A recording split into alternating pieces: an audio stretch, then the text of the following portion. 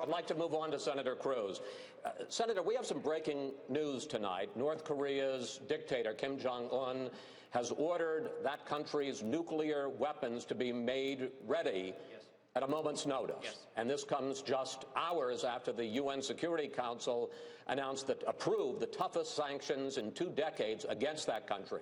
Assume you're President Cruz tonight. What do you do?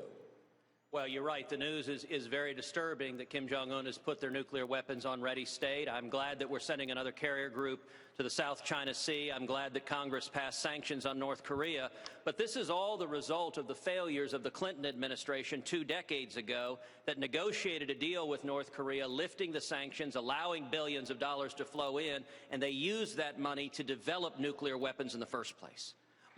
Now we're in a much harder position. When you have a lunatic with nuclear weapons, to some extent it constrains your options. We need to be moving the carrier group to the South China Seas. We need to be putting in place missile defense, such as the THAAD missile defense system in South Korea.